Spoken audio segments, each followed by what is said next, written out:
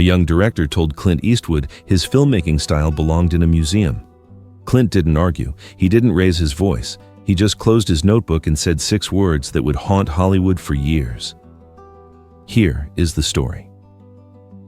With all due respect, Mr. Eastwood, your way of making movies died 20 years ago. The conference room at Warner Brothers went silent. 12 executives sat frozen around the table. What happened next would cost the studio tens of millions and quietly end a promising career. The details of this story have been drawn from industry accounts, though names and specifics have been adjusted to protect those involved. But the lesson at its core is documented. Arrogance has a price. It was early 2003 in Burbank, California. Warner Brothers had greenlit an ambitious crime thriller. The budget sat around $60 million. The studio wanted prestige, awards, credibility. They wanted Clint Eastwood attached as executive producer, lending his name and discipline to a project helmed by a younger filmmaker. That filmmaker was a director we'll call Marcus Webb. Webb had made 2 independent films that impressed critics at Sundance. Writers called him the future of American cinema. His style favored handheld cameras, rapid cuts, fractured timelines. He'd studied film theory extensively and developed what he called instinct-driven filmmaking. The studio believed pairing Webb's energy with Clint's efficiency would create something remarkable. They miscalculated. The first production meeting was set for 9:00 a.m. Clint arrived at 8:47, carrying a worn leather notebook he'd used for decades, soft brown cover, pages filled with shot ideas from 30-plus films. He sat at the end of the table, greeted the crew filtering in, and waited. Webb arrived at 9:24, no apology. He walked in mid-phone call, waved for someone to bring coffee, and kept talking for another 3 minutes. When he hung up, he scanned the room like he'd forgotten other people existed. "My agent. You know how that goes." Clint opened his notebook, said nothing. The line producer began reviewing the 62-day shooting schedule, tight but achievable. Clint nodded occasionally, jotting notes in that leather notebook. Webb listened for maybe 90 seconds before cutting in. "This schedule doesn't work for me. I need at least 90 days, maybe more. You can't box in the creative process like this." The producer started explaining budget realities. Webb talked over him. "I don't make films by spreadsheet. I need room to find the movie while I'm shooting."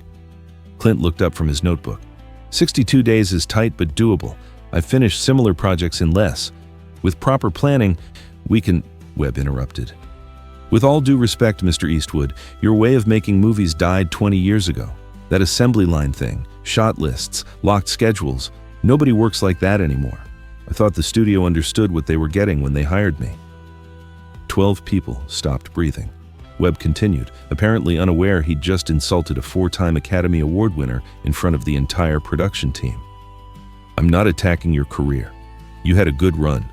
But the industry moved on. Audiences want something raw, unpredictable. That factory approach might have worked for Westerns, but this is different. This is modern." Clint closed his leather notebook. The soft cover made a sound like a sigh.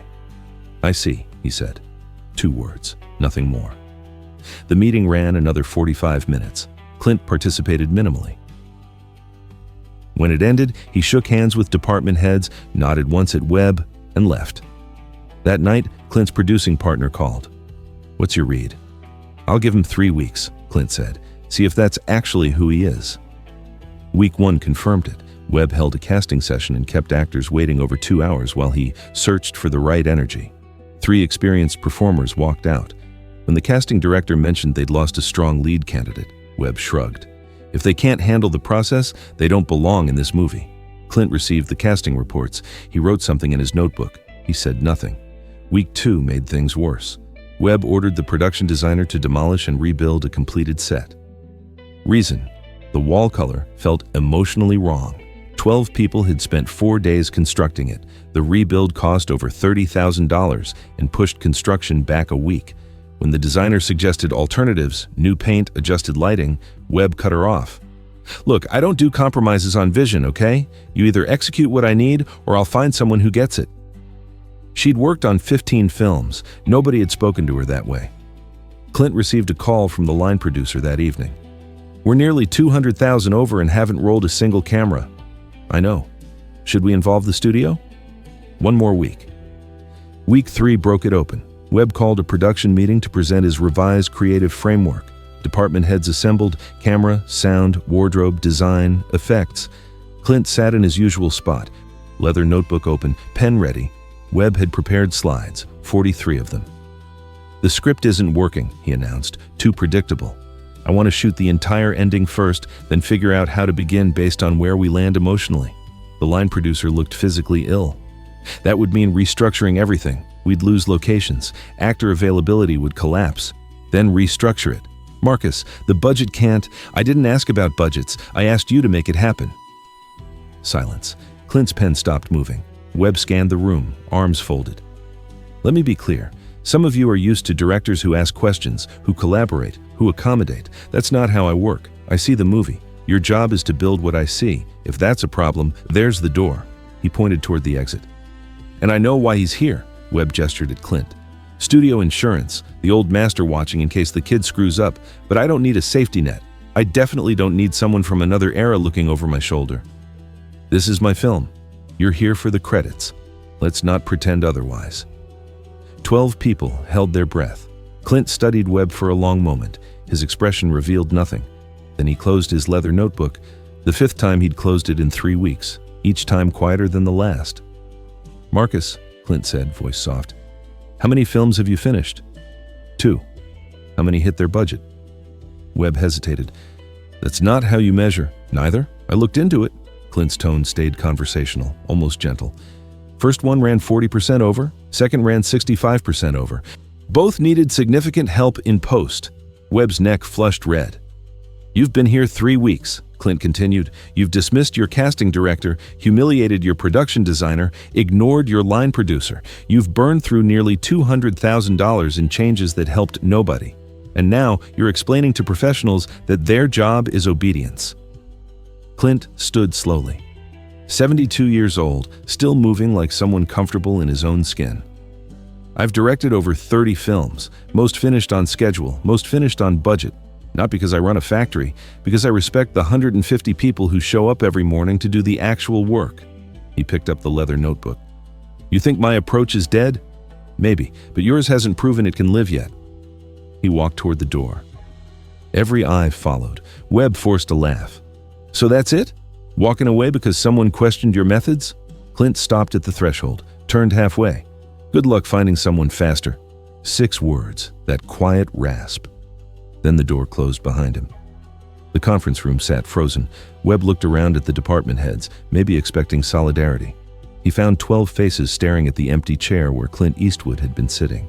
And at the table's edge, that worn leather notebook was gone. The next morning, Clint's attorney sent formal notice to Warner Brothers.